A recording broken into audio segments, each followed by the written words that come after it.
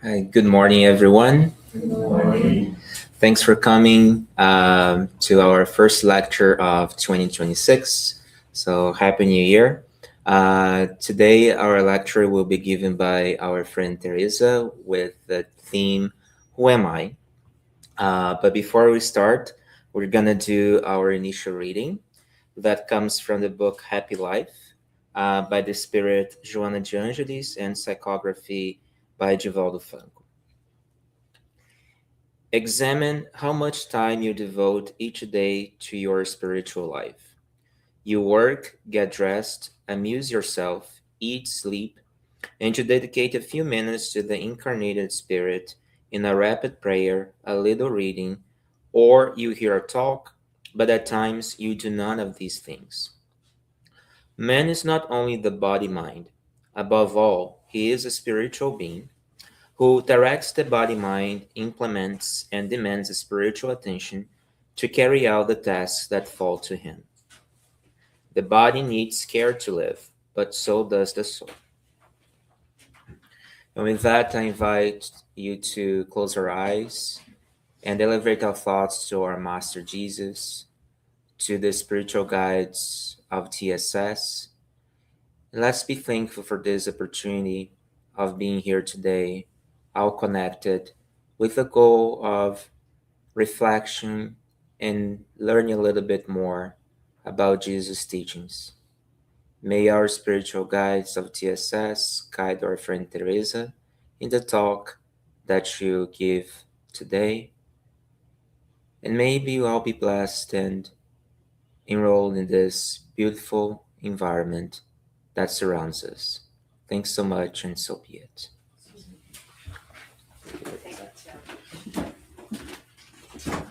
All right. Good morning, everyone. So as Tiago told us today, we're going to be talking about who I am. So why it's so important for us to know who we are, right? So what's important to look inside of me and really recognize who am I? And the main reason is because depending who we are, that's going to dictate our level of happiness and our level of sufferings. And that's what we're going to be talking about today. How, by knowing who I am, is connected to my level of happiness and my level of suffering. Okay. So, who am I? Right? So, if each one of us here asks this question, or let's imagine here if we arrive to a place or you're on a job interview and someone comes to you and say, who are you? Okay. So most of us is going to say, oh, my name is Teresa. I was born and raised in Brazil. I moved to Canada when I was 26, which means 2 years ago. Um, I don't. Denise almost choked with the water. Didn't understand why. Anyways, I came to Canada. I'm a physiotherapist. I work in a hospital. I'm a mere 68. I may talk about a little bit about my personality. I'm outgoing or I'm shy. So that's what most of us would do, right? If someone asks you to say, no, I'm married, I have kids, I don't have kids, my parents are so. That's how we describe who we are, right? The problem is, as a spiritists, we know that this is just one of the many reincarnations that we had. So those are characteristics or who I am here right now on this incarnation. On the previous incarnation, my name could have been Teresa as well, could be Mary, John, Joseph. And if I think about it, so many reincarnations, how many names I had it before? Yeah, on this one, I'm a physiotherapist. On the past one, maybe, I don't know what it was. Probably not an engineer because I'm horrible in math and physics and everything.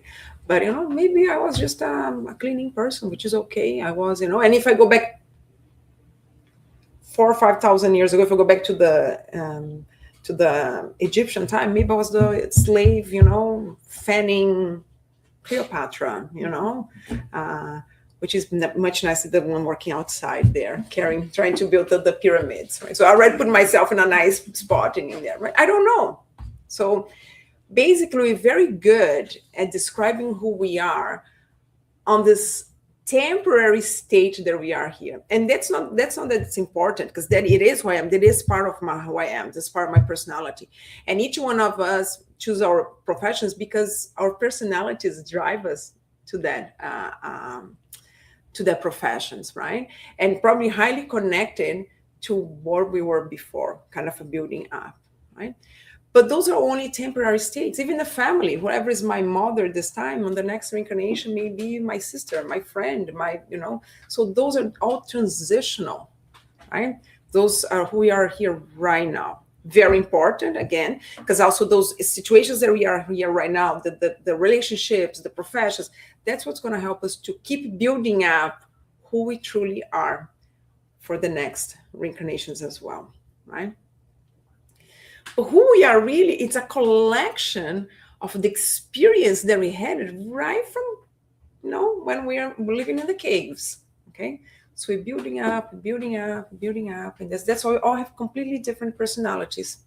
You can get twin brothers or sisters, and you're born the same day. They have, even genetically, they're pretty much almost 100% equal, with very small variations, but they have completely different personalities. Sometimes one's super shy, the other is super happy, because the spirits are different. They come with different experiences, okay?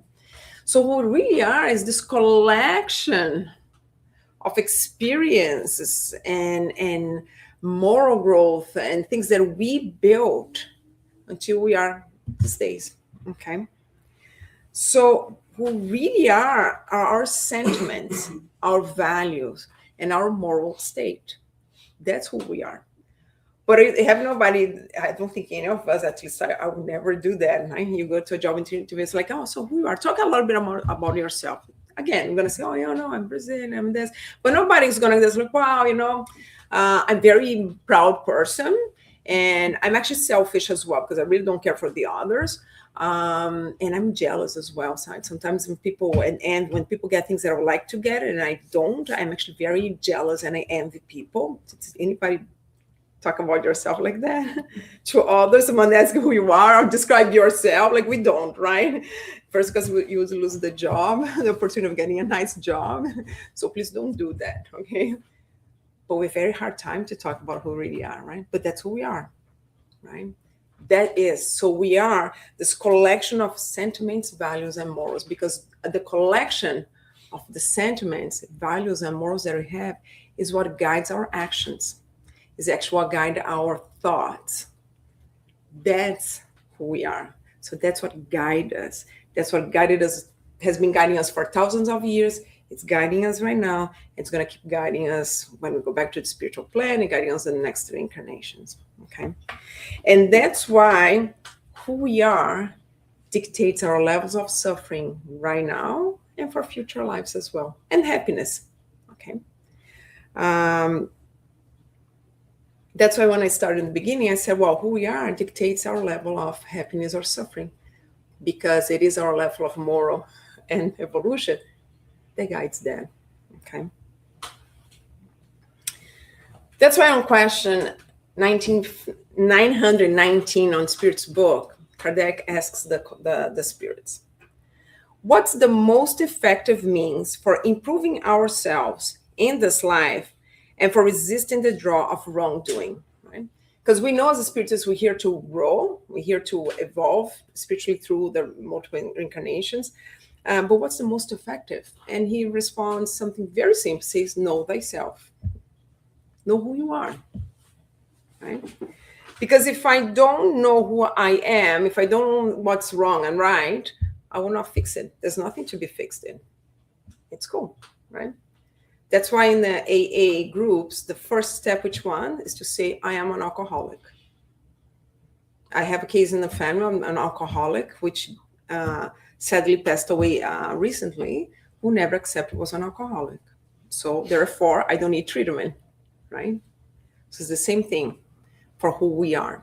If I don't know who I am, there's nothing to be changed. Everything's fine. I'm okay the way I am, right? So very simple. That's simple answer that he tells. Now follow what the philosopher told you. He's mentioning Socrates. Know who you are. Know thyself. Okay. Well, we talk a lot about this in Spiritism. Oh, know thyself. For you to change, you need to know who you are and everything. Yes, that's up to here. I didn't say anything new, anything that you guys didn't know, right? Because it's very easy to say, hey, to change, you need to know yourself. But why it's so difficult to do it? Because one thing is to know. I need to know myself. I need to do it. But why it's so hard for us to do it? Okay. So in the Book of the Consoler, on question, and actually the Book of the Consoler is it's psychographed by Chico Xavier. And it's a book where they're in the Millionist group and they ask many questions about different subjects to Emmanuel. So it's a book just like the Spirit's book. It's a book with questions and answers. And in this case, it's Emmanuel answering those questions. Okay. So on the question 233, they ask Emmanuel, why it's taking so long for humans to begin their journey to self-knowledge? It's basically asking Emmanuel, come on, like we're here for 1,000 years. Jesus came 2,000 years ago. Let's say, like, and even Moses come already, right, to tell us to bring us the 10 Commandments. So let's think about, like, with over 2,000 years, we know already the rules. But even think about just Jesus, like 2,000 years, we know what the rule is. We know what should be done. Why is taking so longer? Like 2,000 years later, and we still don't know who we are. We're still having a hardship to do this. Why it's so hard, right? Consider that civilization is there for thousands of years. And Emmanuel says this, that can be explained by the fact that only now can human beings turn inward enough to understand the needs of their souls and dive deeply into the spiritual selves. So he says, yes, because there was a process that needs to happen here. For finally now, you guys in a time that, yes, now you can start looking inside. And he says why. He keeps going. He says, in the past, human existence consisted of fighting against external threats to establish laws of equilibrium between humankind and nature. Many centuries were to pass before humans realized the suitability of joint efforts to overcome common threats. Likewise, the organization of tribes and families and the development of traditions and community experience also required many centuries of struggle and painful trials. Developing a science of relationships and learning how to use a physical resource on their behalf took humans a significant amount of time as well. So what he's saying here, this for centuries and centuries and centuries, or if you can talk about now millenniums, we lived by the instinct of survival. So can you imagine, for example, the caveman there? Imagine the day, how was the day of a caveman? He has to hunt this really wild animals, way bigger than animals that have now outside. That's what science shows us. Okay, he has to hunt. And it's not as local, let me see which shotgun I have better. No, he has to hunt with something that made by stone in the beginning because he had no clue how to make anything, okay? And then he has to find a way to shelter himself because otherwise it's going to become either a breakfast, lunch, or dinner for some animal out there, okay? And then after a day like that, he goes back to his cave and is like, oh, let me now think about who am I? What am I functioning here? Like, there's no such a thing. He has to survive. He lives like pretty much way closer to an animal by pure instinct than anything else. He has to survive. Okay. And I know I went really, really far back, but that's just to be very clear how it is. But let's go even 300 years ago. Just to take, not even a shower, because there's no real kind of showers at the time, this was a bath. Just to take a bath. 300 years ago, do you think someone like, oh, let me open here, just the tap and the water's going to run? No, I had to go to the well, grab I don't know how many buckets, and then come back, and then warm it up the water, and then put in the tub, and then this, and then that. And imagine how long it took it. Let's not even go that far. My parents were born farmers, okay?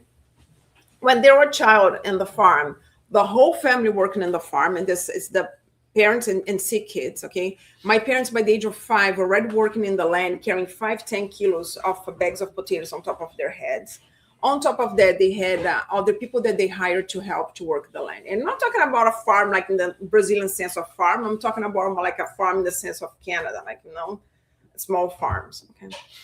I went to visit in 2009. My uncle and my aunt does the whole thing on the two of them on their own, okay? So the labor that we had to do when you go back in history just to survive, to put a food on the table, to survive, was much more intense than today. Today, with my uncle and my aunt, but just they have all the machinery that they need. So the two of them, they do the whole farming, the same land that they used to do 70 years ago, in 15 people. Okay, and also needs to. So what happened is, over time, it took us many, many centuries for us to go from the survival mode, or to our focus to be how to make life easier and less heavy and less intense materially. So it's way more fun, like it says here, fighting with the nature in a good way in terms of adapting, okay?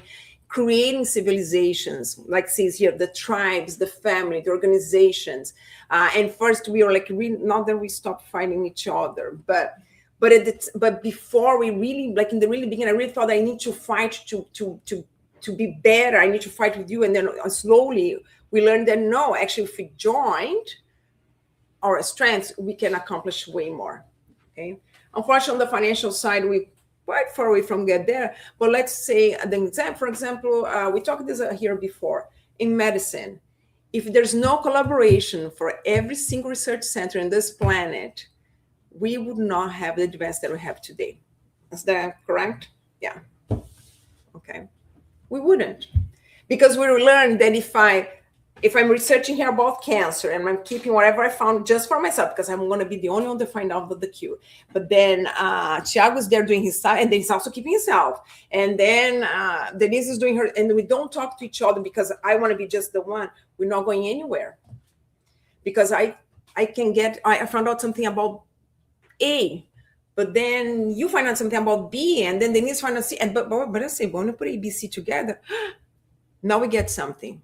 But A alone is nothing, C alone is nothing, but took us centuries for us to understand that either we work together or we're not going to go anywhere. Okay. And we needed also this intellectual growth to then now I can analyze things, right? Because do you think that someone like 300 years, 500 years ago, who's working to survive, because if there's disparity these days between classes, imagine at the time, like in the Middle Ages, you have 5% of population was the church and the royal families. The rest is all people working under them, either slaves or semi-slaves there. That's what it was.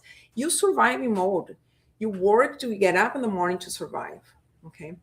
Now with technology, with the growth of intellectual, we're able to develop technology in a way that now we have to be less worried about when I go outside, I'm going to be eaten by a tiger. No, I don't need to worry about that. Okay, we need to worry about other things. But in general, now we can have a life where I can go to work, I can come home. We have more time.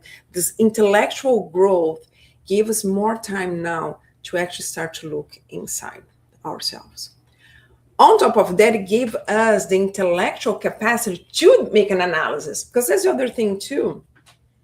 If I don't have the understanding, if I have the intellectual development, how am I going to do an analysis of what's going on around me or what's going inside of me? I don't have even how to do it, right? Again, go back 200, 300 years ago, who had access to reading, writing, and reading, right? Very limited. Very, very limited, right? Today, unfortunately, still have millions of people in this planet that don't have access to writing and reading. But in general, it's much better. We do have more access to information thanks to technology, right? There was created access to information, to reading, to have access to information. And this capacity now to be able to analyze. So it's not a coincidence that Spiritism in Kardec came when through Illuminism. And Illuminism was when we're breaking with the Dark Ages, and now science is booming. And now, more than ever, we want things to be proved. We want things to be rational. The whole thing, oh, it is like this because God wants to be like this. Like, that doesn't answer the question anymore, right? Yes, God wants to be like this, but why? Why is that? How nature really works, right? So we start to question. We start to be able to develop our intellectual. So now we can have this capacity to do an internal analysis as well. So that's why the planner was always like that to have a first and, well, both together, but you do have to have an intellectual coming first. So then now you can have an analysis of the moral. That's why now in society, no matter how horrible looks out there, we have so many people like never before fighting against inequality, fighting against the wars, fighting against poverty and everything that's happening right now. Because now consciously now we look and say, this is not cool. It is not nice anymore. Then I have shoes in my feet and there's children walking barefoot to school, as I have seen so many in African countries. Okay. Because we're thinking now we're able to look at society and say, this is nice and this is not nice. I don't like to see this. Right? But we need to have this technologies, intellectual growth coming first that took centuries. First, that I don't need to do this labor-intense work anymore, and then allows me to go inside and look at myself. So it was necessary. So that's when Emmanuel says, yeah, that can be explained, and that's kind of the path that should be. You guys need to evolve intellectually first. It takes centuries to not come out of the labor, be more intellectual. So now you can do the analysis. Now you can start to grow and see who you are, right? So that's how he keeps saying in his answer. Now that humankind have reached the peak of their material evolution, however, peak in the sense that, of course, you can keep evolving, right? But it's in a point that we pretty good, okay? They no longer need to stress so deeply about their surroundings and can therefore direct their spiritual energies toward themselves, a fact that leads to the pursuit of self-knowledge with the infinite values of life. Okay, so basically, in the past, we're more connected to external experience, and now we are starting to look more internally. And it's not as a coincidence that more than ever, if you look at the last 20 years, we never spoke so much about mental health, right? Never so much in history we had cases of anxiety, depression. Depression has been considered the illness of the century. Okay, if it keeps growing the way it is, I think I can't remember which year it is, we're going to have 1 billion people with the diagnosis of depression. Okay, and why? Because now I start to look around and say, I don't like it. This hurts. What I see around me that hurts, and what I'm seeing inside me hurts, right? Now we start to be more aware that, yeah, it's nice that we have, and I have nothing against the technology I have today, nothing, but that alone does not bring me happiness. That, yeah, I can have my fancy electric car, I can have this, and I'm all pro electrical cars just to make sure, because it's good for nature, but I can have it, but none of this brings me true happiness. Because if it was like that, then rich people would not take medication for depression, and they do. Okay, a lot of them. So this started because now we have the time to go home and see, how do I feel at the end of the day? How was my day? Right? So now more than ever, we start to look inside, because before I had to go working on the land and had no time to think about it, and it's heavy, and then I have to wake up at 4 a.m. and then before sunrise, and now I don't have to go this anymore. Now I can think. Right? So that's why Emmanuel brings to us, that was so hard for us, why it took us so long to get to this path, because we need to do this part. of course, the plan wasn't first to have this huge disparity between intellectual and moral, right? The idea is that, yeah, one has to come before the other, but kind of closer. Unfortunately, we kind of are here. Technology is like, wow, amazing. Morally is like, we're taking quite a long time, right? But the bigger the pain, the faster we're gonna get there, because that's what it is, right? It's like the famous conversation between Jesus and Publius Lentulus, where he said, "Hey, Publius, if you read the book 2,000 years ago, if you didn't read it, because it's an amazing book, it's fantastic, actually." He told Publius, said, "Hey, Publius, you can follow me now by love, or you can follow me in 1,000 years by pain," right? And if you read the book, you know it took 1,000 years. And the choice wasn't quite the right one, but fine, because today Publius is Emmanuel, who's actually giving this teaching here to us. Okay. So he learned, and it's okay. It just took a little bit longer because he decided, at the time he thought that his pride as a Roman senator was more important, right? And but it's okay. And in the end, it's all worked out. Okay. But that's what it is. Now, more than ever, we start looking inside, and we're not happy with the world scene, and we could not be happy, because what's happening in society now is a collective. It's a combination of what all of us have inside, because the majority of us didn't have the pride, vanity, the eager to have more and more and more. What's out there wouldn't be happening. Because we kind of act as if you have nothing to do what's happening there. Because especially it's not here in Canada, it's over there while we are part of it, right? Especially because, again, this incarnation, we are here.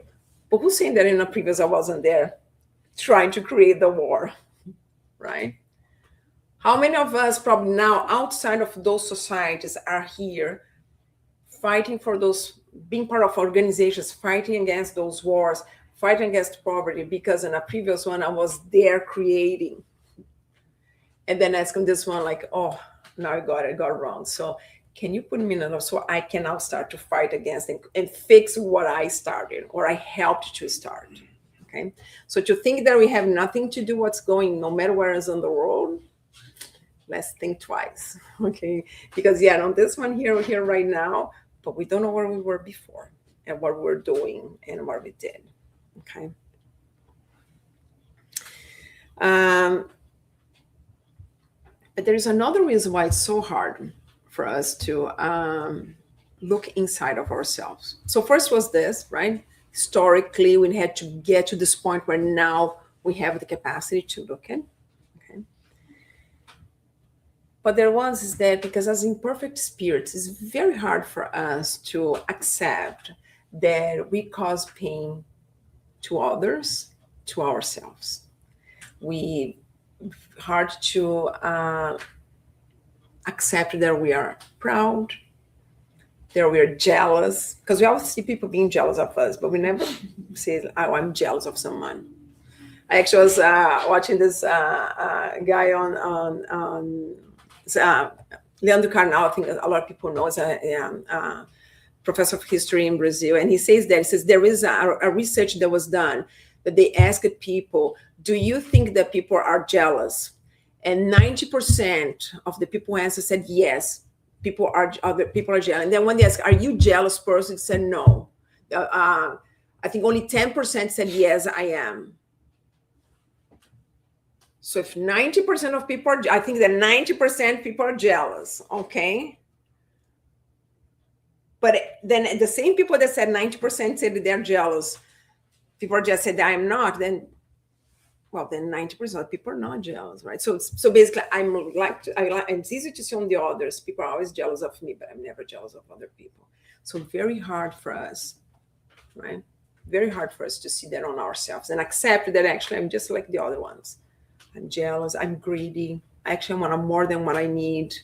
And there's absolutely nothing wrong on trying to grow. If I have my company, if I have my profession, there's nothing wrong with that, okay? The problem is that it's never enough, and I'm never happy with what I have right now. I'm just happy if I have the next one. I'm just happy if I have the next one. I have the next one, and you live for something that's material and forget the spiritual. Okay. And funny enough is because my vanity, my selfishness, my greed, and my pride, I have a hard time to see that I'm proud, that I'm selfish, that I have vanity. So see how the circle goes here? Because I'm proud, I don't see that I'm proud. But because I don't see that I'm proud, I keep going being proud, and we keeping in this loop. And that's why it's very, very important for us to start to do the self-analysis, to look inside of ourselves, see who we are. Because if you don't break the cycle, well, it's fine. Like, God's not in a rush. He has literally the whole time in the universe. He's not in a rush. But the problem is that we're going to keep going through the same sufferings and difficulties every single incarnation that we come. Okay? Because what we call suffering actually is just an education opportunity, it's just a wake-up calls that life brings to us, that God in his merciful way sends to us, like, wake up. It's time for you to be less proud. It's time for you to have more patience. It's time for you to have more resignation. It's time for you to think about more spiritual. It's time for you to be less materialistic. That's what the suffering is opportunity. We call suffering, but we shouldn't even call suffering. But we're going to have to go through it's the same thing. You're in school. Well, now we don't fail kids anymore. But in my time, we used to fail, okay? And if you didn't learn the class, what you do, you redo it. You didn't learn again, you redo it, right? And that's what's going to be. You didn't learn. Well, next incarnation, I'm going to have to, make you give again the same lessons for you to understand it again. And it's going to be the same lessons in different formats. But in the end, bottom line, I'm giving you the same lesson. Okay. You didn't understand again? No problem. The next reincarnation, you're going to go through the same lessons. That's actually happened to all of us here right now. Going through the same lesson, I don't know for how many reincarnations, and we're here. Okay, so that's what's important, because if we don't, we're not going to evolve, and we're going to keep having to go through the same sufferings, the same difficulties, because we didn't learn the lesson. And unless you're okay with life the way it is, if you're okay with the sufferings, if you're okay with the difficulties, then fine. But I don't, right? I think it's better to have a little self-love and say, I would like life to be a little bit easier, right? And the fun is easier, not in a sense that now everything in the life externally, it's going to be fine. But it means that internally, it's going to be fine. Because what makes us unhappy is not what's happening outside us. It's what's happening inside here. And a good example is if you look at any spirit that came in a mission in this planet, okay, start with Jesus, but I'm going to take Jesus out of the equation because he's so above us, okay? But look, Chico Xavier, Mother Teresa, Gandhi, were any of them rich, without problems, easy life to go through? Not at all, okay? Chico Xavier had problems right from childhood, being abused by an aunt, and even as a spiritist, has been attacked. He has been taken to court. He has to suffer slander. Name it, okay? But because his moral values were so much higher than ours, he went through it in peace, right? Yeah, I had his moments where he went to a man, he's like, hey, man, come on. And the man was like, just keep working. It's fine. Just keep working. Well, you think you're going to abandon it? Just keep going. And he goes, okay. And they kept working. He was not worried if his bank account was this or no. He lived on a very modest life, the very modest retirement that he had, and salary, and then after retirement in Brazil, and was okay with that. He was not desperate because he needed to have a better house, and not desperate because he needed to have a car, nothing. Internally, no matter what life threw at him, he took a deep breath and kept going. Mother Teresa, same thing. Actually, for Mother Teresa, I'll say life is to serve others. That's what's life. It's not to serve myself, it's to serve others. So that's what it is. And in the end, that's the peace. let's be very honest, that's what we're all looking for. The happiness in terms of peace of mind, where I can look inside myself and I like what I see, and where things don't make me angry anymore, that I'm not always agitated, I'm not always anxious about things. Everybody would like to be in that, right? But that's not an external change. It has to be internal. Because what made difference between these missionaries, the spirits, and us is not they didn't have problems in their lives, it's how they dealt with the problems.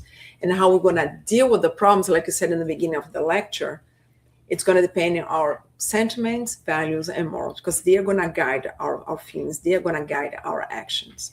Right? So yes, it is hard for us to look inside of us and recognize. It is very hard. Okay. But we need to do, because otherwise we are going to keep suffering, and I'm pretty sure none of us wanted this. Okay, and that's where spiritism comes in and helps us.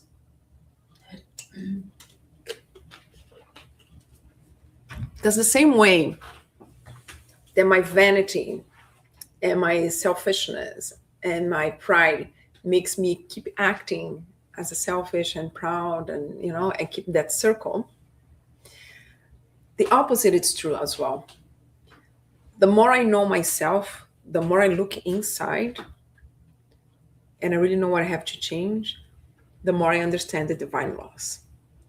And through spiritism, when we understand the laws of action and reaction, when we understand the reincarnation process, when we understand that when I die, I'm not going to go to hell, I'm not going to go to heaven. Because honestly, if I'm going to go to heaven or heaven, fine, I don't need to fix anything. If I did everything wrong, I'm going to go to heaven, I'm going to do this forever. I don't need to worry about what I did, how I'm going to fix, because it's not going to make any difference, right? But that's not what happens. We know that hell doesn't exist, heaven doesn't exist. But it exists is this constant opportunity of growth and bettering ourselves. So when Spiritism gives us that to us, and one thing that Spiritism also gives to us that's very important is that the free will, the laws of action and reaction attached to the free will, that I understand that I have the power to change my life, that I have the power to change what's going to happen to me.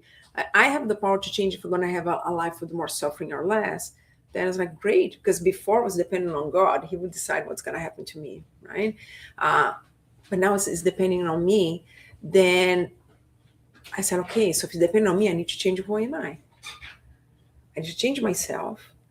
And so now I get a different cycle here, a good one, a positive one, where the more I know the divine laws, the more I can look inside myself and know who I am.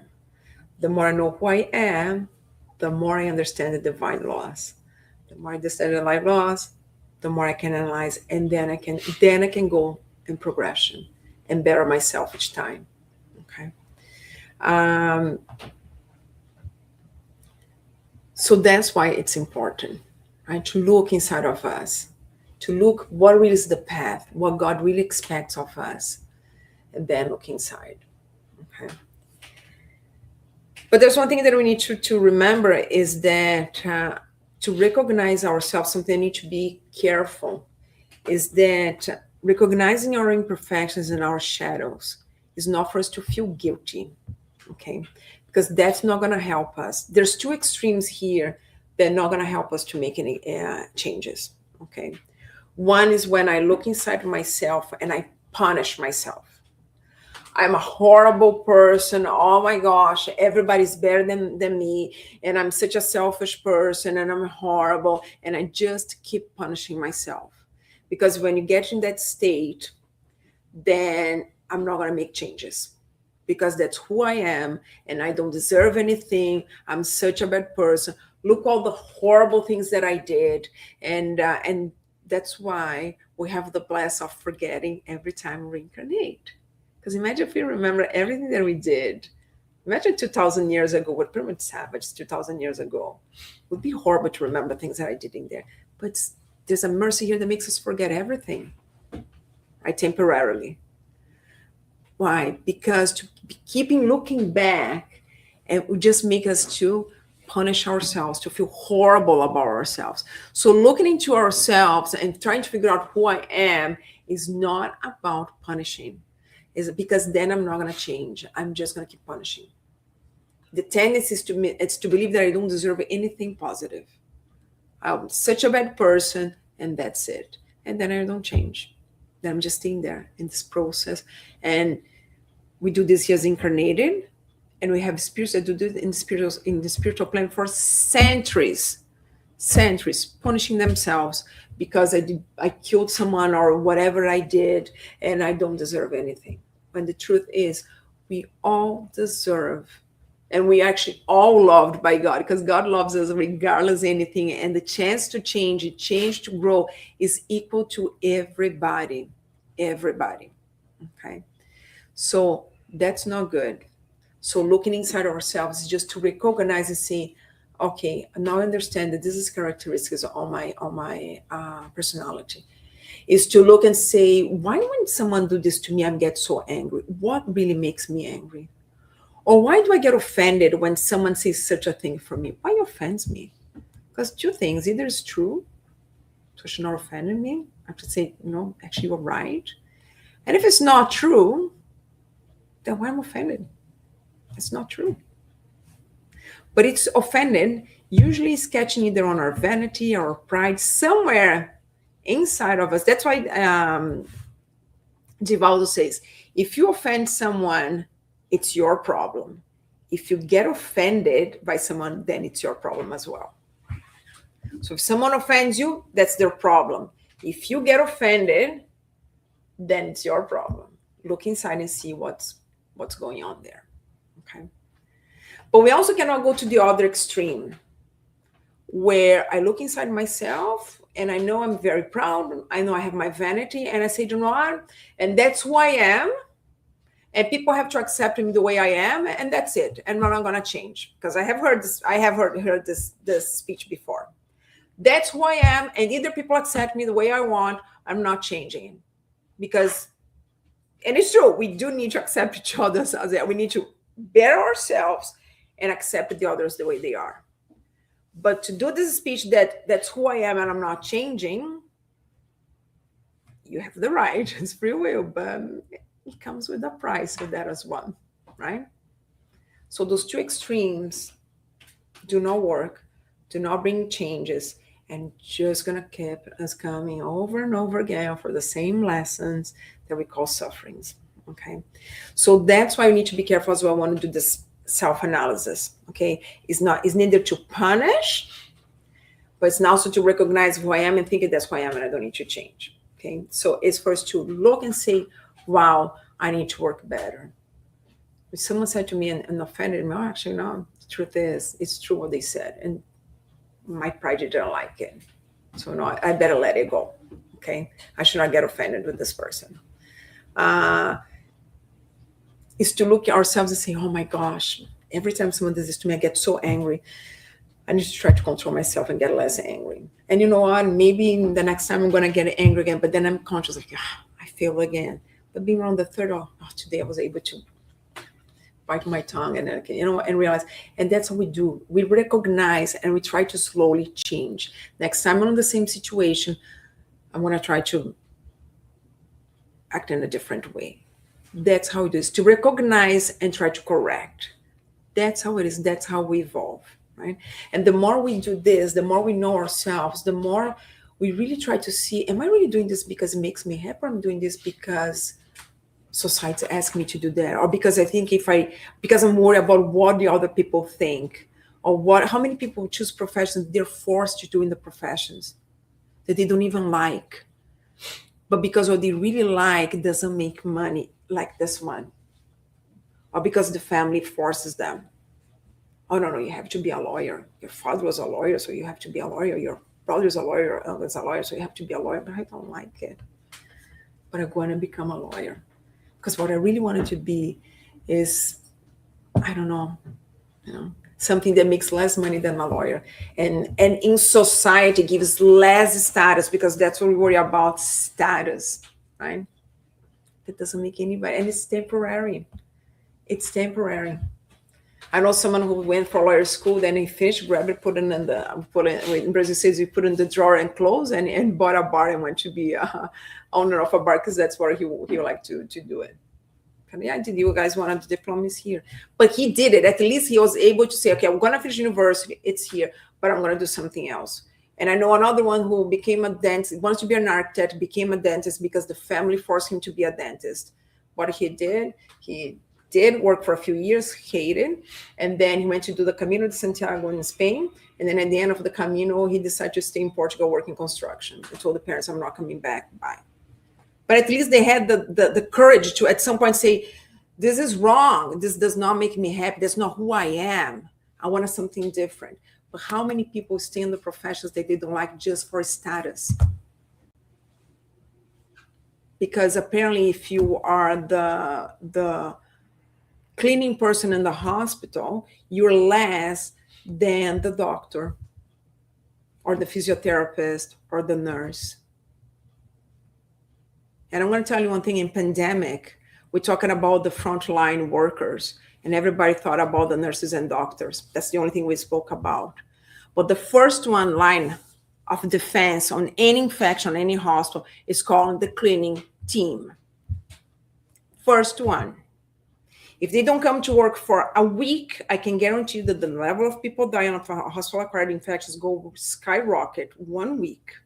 If the CO doesn't show up for a whole month, no difference to us. The hospital runs the same way. Okay. But we don't see it as a status. Cleaning person, this doesn't give status. Okay. And the truth is, no matter which profession we do, no matter who we are, we are important. It is important. We are part of society. Remember, we have to take centuries to understand that we only can be where we are if we collaborate. So in any hospital, in any company, no matter what, we all only exist because we collaborate.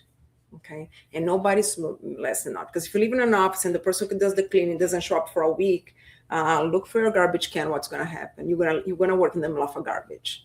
I don't think it's pleasant. Okay. So we're all important. Okay. But we're so led by material desires and status and what the other people think that then we forget to be who we are. Look what we really are and look inside of ourselves and love ourselves the way we are and just try to change the things that we need to change. Okay. And there's many ways to find out who we are. Okay. One of the things that actually helped me is actual therapy. Doing therapy helped me a lot. Okay. I went by pain. I should have gone by love because someone had told me already before, like, you should do therapy. I went by pain because life had to really stab me in the back to say, now you're going. Like, yeah, now I'm going. And it was the best thing ever because it helped me to understand who I was, how I process things, how I see things. They said, maybe it's just the way you see things. Maybe you think people thinking that about you and they're not. It's you who think that. And then a lot of things that help me to understand how I process things, how I am. Okay. And that's just one of the way. There's no recipe that's like, oh, everybody has it. No, but everybody goes to have to find your own recipe, how to figure out. Some people like to do diaries at the end of the day. Like what I did, what I have to be grateful, what I need to correct, what to do, right? And there's the very famous recipe from St. Augustine that's in the Spirits book, and it's in the Gospel according to the Spirits. St. Augustine used to be every day before he goes to bed, he would do a self-analysis. He would say all the good that he did, all the good that he could have done and he didn't. So, I could have done that thing and I didn't, I could have held that door while the person was passing and just didn't bother to do it, right? So he didn't look like, oh, what's good and bad. No, he did everything that was good, that he helped. Everything that he did that was not good is like, oh, that I shouldn't have done. That was not nice. And all the good that he could have done and he didn't. And the next day he would do this, and the next day he would try to do better and do the same analysis at the end of the day. That's another way. Okay. So each one of us is going to have to find your own recipe, your own way to, how do I look inside myself? with love, with kindness, and with compassion for ourselves, and recognize, hey, I have a lot of things, good things about me, and I like it. And yes, there's the shadows here that I need to improve. Okay, that's what it is about.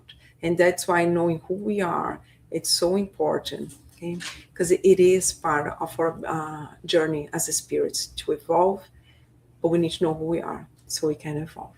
Okay. Thank you very much. That's what I have bring to you guys today. Okay. Any questions? Any comments? Nothing on the internet. It's a good way of starting the year, right? We figure out who we are and start this process for the. Yeah. Yes. Okay, you talk about our personality, weaknesses like jealous, pride, etc. And if we compare ourselves to people, for example, have problems with alcohol, but don't recognize it, what should be the first step to recognize our weaknesses and improving ourselves as people? And as the theme of your lecture, of course, suggests, knowing who I am. So I don't know if I quite understood the question. To compare with the people who have problems with alcohol. Yeah, alcohol. Not, Yeah. not recognize this. Okay. Yeah. And about myself, about our weaknesses. Oh, if we don't Sometimes, recognize? yeah, sometimes we don't recognize it. Mhm. Okay. What is the first step to recognize this? We need to find a friend, ask about what our weaknesses, or I need to find therapy. But that's exactly what I'm saying. If you don't figure out, if you don't do the self-analysis, you're not going to change, right? So just like an alcoholic, you need to first figure out, like, yes, I do have a problem. Then I can try to find a solution, okay? And the way to look is exactly what we're talking about. There's many ways. Some people, we can start to, as a spiritist, we have St. Augustine who brought us the recipe. Do a self-analysis at the end of the day. What did I do right? What did I wrong? What could I have done different? What could I have done better, right? Some people it's through therapy. Some people, sometimes the spiritist plan send people around and say, and actually it happened with me, and it's funny because it just came to my mind 2 days ago. Someone told me something about, let's see, I'm in Canada 27 years. About 28, 29 years ago, someone came to me, we're at an event, and someone in a very polite way came to me and said, be careful what you did, because you actually judged someone without having all the information, right? And then this came to my mind 2 days ago. I was like, shoot, I'm still doing it many, many times, right? It's like, wow. So they send someone to come like, yeah, Sam, see this aspect of your personality, it needs to be changed, right? And I still have hardship to change it. Okay? So that's what life does. A lot of time life is gonna come, and sometimes someone's gonna comment with you, it's like, hey, what you did yes wasn't cool, right? Yeah. See what you're doing? Yeah, that's not gonna really lead to this. And they come. And usually those are the people who are gonna come in a very calm way. The spiritual plan is always gonna find a way to show to us, like, yeah, not that way. Either because someone close to you is gonna tell you, or because I did something, the results are gonna be something like, oh, by acting this way, resulting this way, this was not good.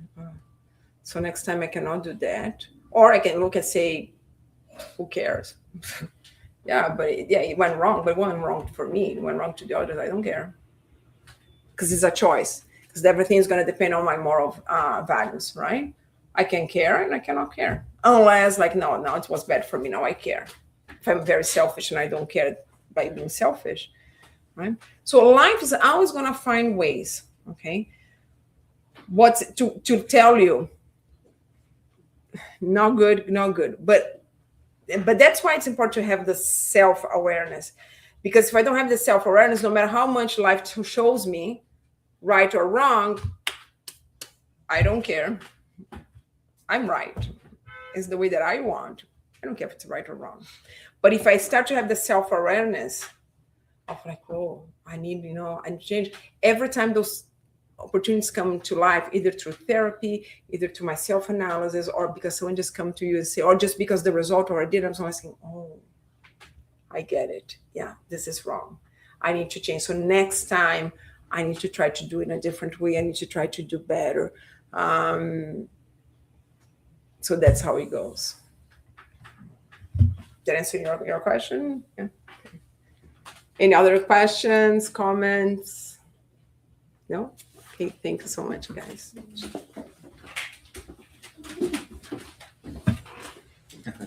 Thanks, Teresa, and thanks everyone for being here today. We're going to say bye to our people on the internet because we're going to prepare for our passes.